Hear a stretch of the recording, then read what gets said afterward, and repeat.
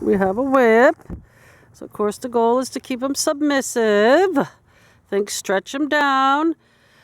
Several ways to get to roam. Bend and stretch. Yeah, that's all right.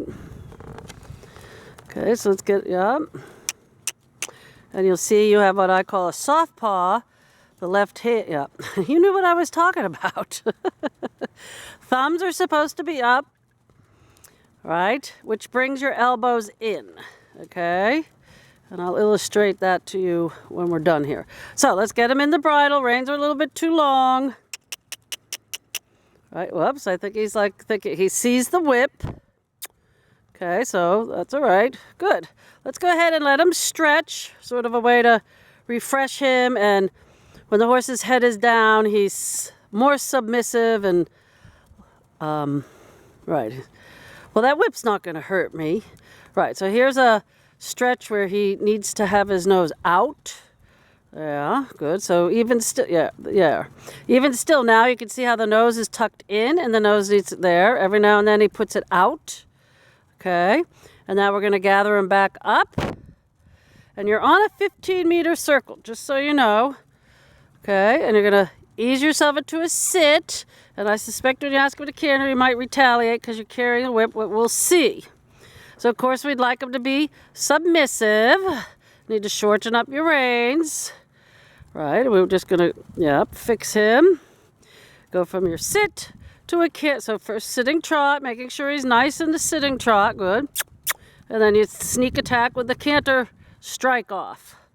All right, good. Oh, I like that. See, that was uphill. Okay, so you're cantering, got your leg jammed down. Right, you want one hand on either side of the withers. Try to soften your leg. Doesn't need to be jammed down. And you're in a light seat, okay? Good. So since you're in a light seat, let's ask him to stretch down into the bridle a little bit. Down and out there to get him on the bit. And you see his tail is going nutso. Right, so just keep thinking flex and stretch at the canter. Yes, there you go with the outside rein. Good. Good. And let your elbows go forward and back. When he puts his head up, ask him to lower his head again. Right, lower his head like you're asking him to stretch. That'll put him on the bit. Good, there you go. Yep. And then when you bring your shoulders back, right, when your heel up, good, you're going to ask him to trot. And post, and post, and post. And now let's go back to your sitting trot. Now, can you sit the canter in this saddle? I can try. Okay.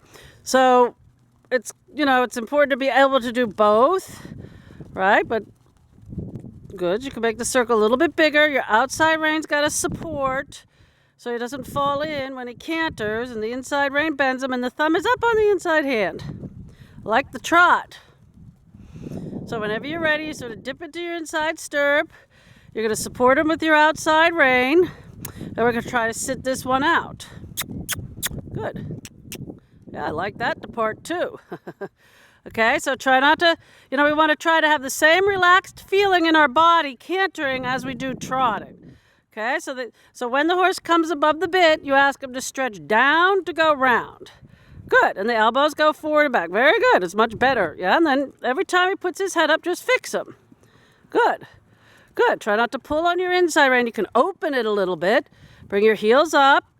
Very nice. And now you use your seat by sitting taller to trot. Good. And now you're going to just sit and you're going to let him walk. No hands. Oops. Pulled him into that. I'll give him a long rein and let him stretch.